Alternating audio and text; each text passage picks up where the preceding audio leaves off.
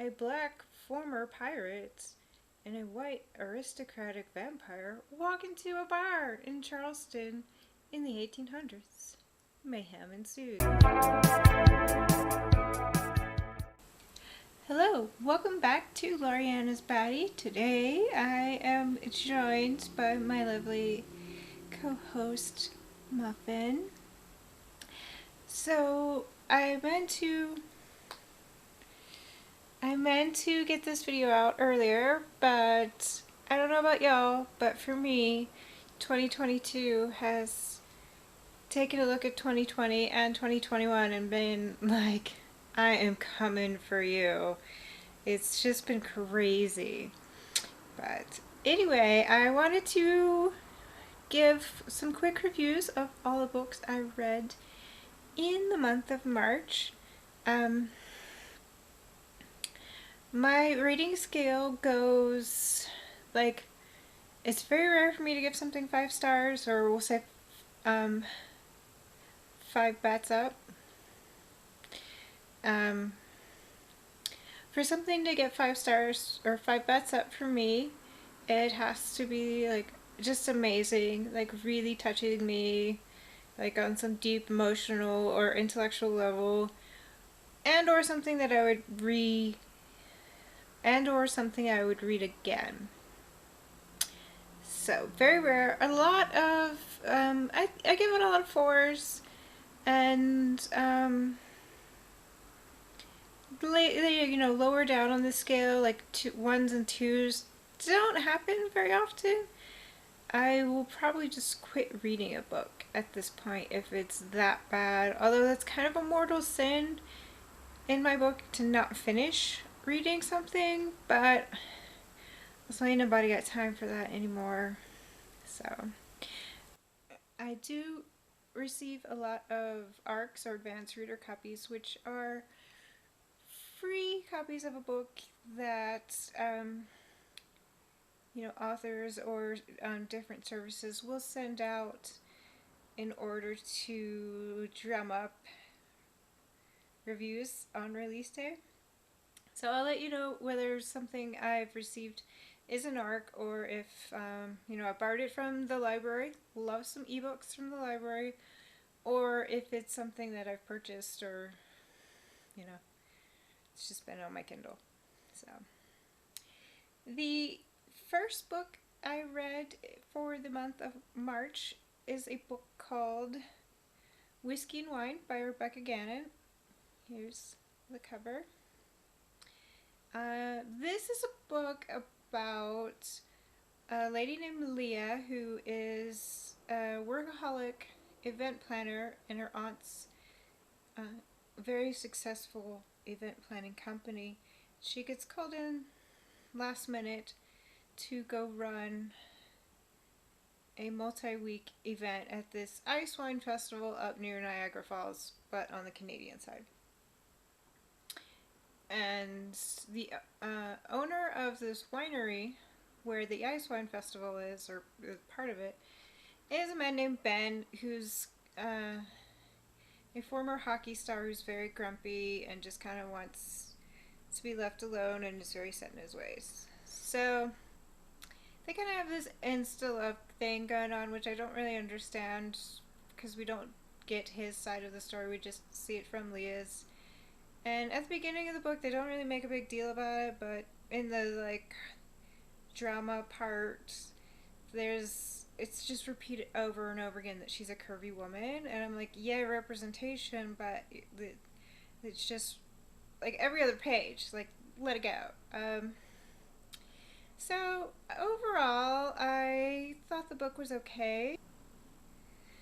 It really made me want to go to this festival, which is based on a real event that happens every year. The other thing I really enjoyed about this book is the cocktail recipes they mention, and 2 of the other, like the dessert and something else, they actually put the recipes in the back of the book, and I thought that was a fun way to engage the reader beyond just reading the text. So overall, I enjoyed it. I didn't really love either one of the main characters, but you know, you can read it. It's not horrible. So I will give it 3 bats up and say, it's good. The second book I read in March is a book called Yellowstone Song by Peggy Henderson. Cover here. And this is a book that's been on my Kindle for a very long time.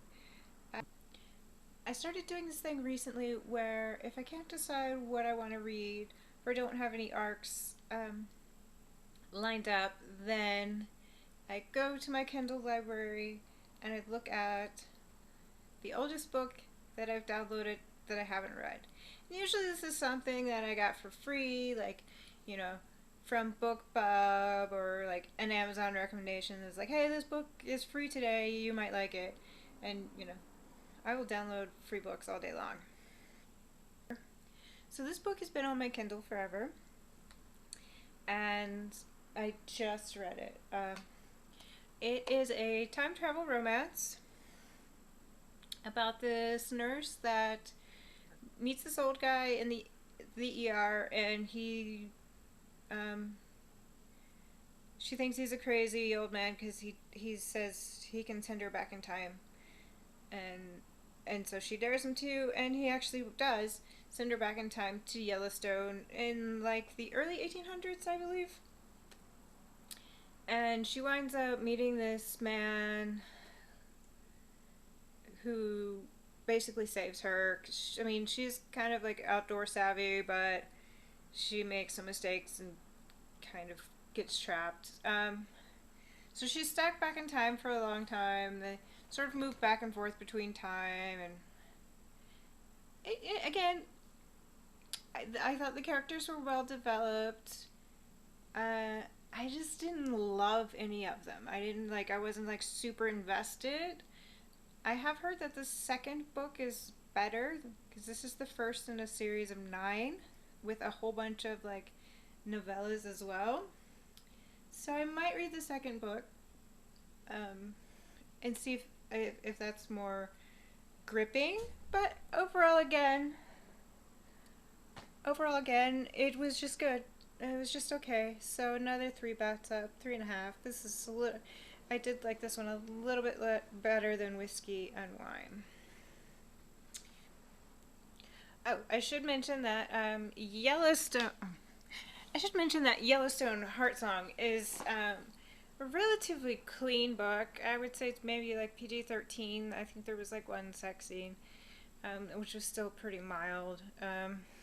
So yeah, that book, you know, if you're reading it for the plot, that's one for you.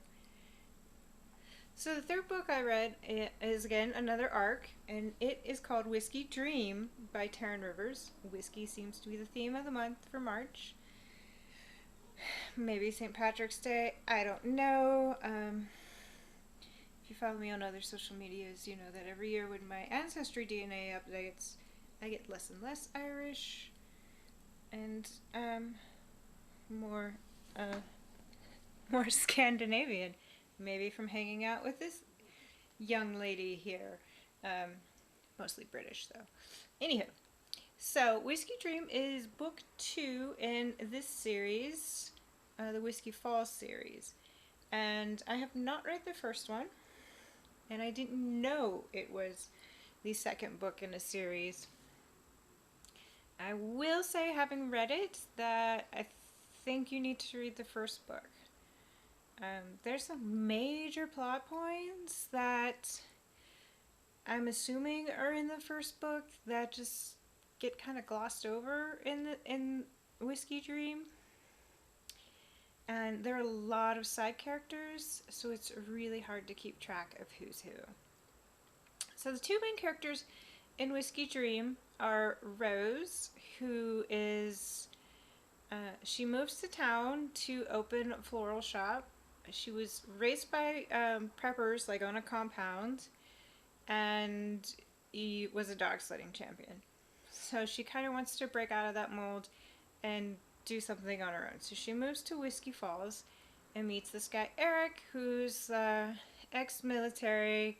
He's a private investigator, and they sort of get together. And then Rose's sister comes to live with her, and her sister is having a whole bunch of baby daddy drama, and her baby daddy is involved in a major motorcycle gang, and they're also related to this motorcycle gang, and there's a lot of stuff that happens around that. So there's a lot of action, like explosions, shooting, gang rivalries that keep the book moving at a good pace. Um, yeah, it was okay. There's definitely parts that I think you need to have read the first book, and like the big drama between Eric and Rose, I think was just her overreacting because, you know, growing up in that sort of compound and prepper environment, I'm sure she didn't form the best relationship skills. So it was okay. Again, another 3.5 bats up. So, good. It's not good. It's not great, but it's not Guano either. So the fourth book I read was also an arc. And when I read this summary, I said to myself that this is either going to be really awesome or awesomely bad. So, Walk the Planks, A Vampire Pirate Romance by Marilyn Barr. And I did receive it as an arc. It's book 1 of 3. Picture this. A black former pirate and a white aristocratic vampire walk into a bar in Charleston in the 1800s. Mayhem ensues. The combination just seems so ridiculous that you have freed slaves that were pirates, and then this vampire lady who were her husband. She was married to the king of her vampire people. That is one failing of this book. They never really explain vampires. The king wants to get rid of her, so he ships her off, literally ships her off to America, where he was going to sell her to some scientists, but Branko, the pirate, steals the ship, and between him and Magna, that's the vampire, they kill the crew and try to, escape from these scientists. But then Branko also has people after him, so there's a lot of... It's not really a caper, because they're not really planning a big heist. They're just trying to escape. And it's really interesting. The characters are all really well developed. Their backstories are developed. They have dynamic emotions. They have a good... there's a good play between the two of them. This is a bit of a slow burn, too, because they have sort of complicated feelings towards each other. Yeah, it was surprisingly really good. And the second book, I believe, comes out in 2 weeks. So I definitely plan on reading it. Second book coming up, I believe, is more about Magda finding her own personality and her own stuff, her own groove, because she's been sort of told what to do her whole life. So the final book I read in March, and I just finished this book, I just squeaked it out on March 31st, is a book called Besting the Blueliner by J.K. Brady. This is book 8 in the Playmakers Series, which is a hockey romance series. And I do read a lot of hockey romance. Very niche, I know. But, and I normally hold on to my hockey romances and try to read them in the off season to hold me over till hockey starts again. But this is a new release, and I did receive the ARC of it.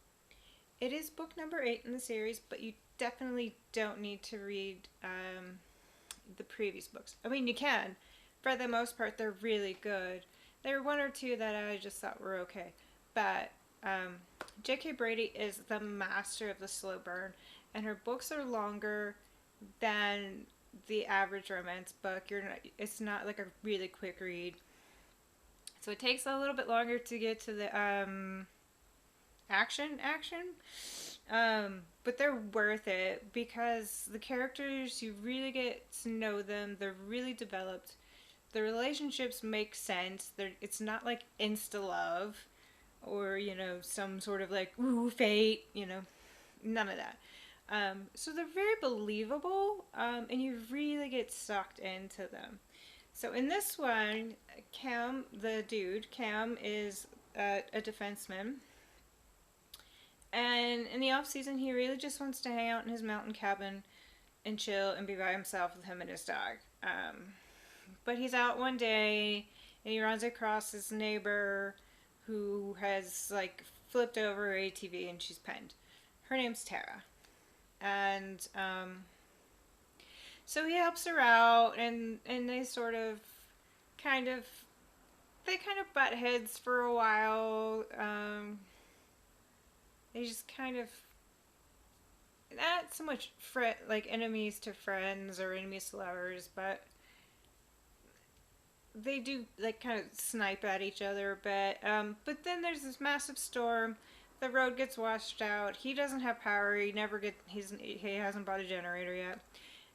But she has a generator, and she's been living out in these woods like, her whole life, basically. I mean, this is their cabin, so she lives in the city a lot, but she's been coming up here all the time. So they wind up staying together during the storm and getting to know each other. But she has this like super overprotective brother and father that mess with her relationships, and she's not like super confident when it comes to men, which I kind of found annoying, but whatever. But yeah, it was a good book, and there's the major conflict towards the end of this book. I don't want to give anything away, but it's not anything that's happened in any of the previous books, and it makes me really interested to see where we go from here in the series. So, I do read a lot of romance, mainly because I don't watch a lot of trash TV. I just read it. So I tend to watch like documentaries or science shows or something, and everything has to have a balance. So comment below. Let me know what you read in March and whether it was good or guano. I will make another one of these for the books I read in April. You will find links to everything I read below, as well as how you can support bat conservation. And click the buttons, do the things to like and subscribe, and stay batty, my friends.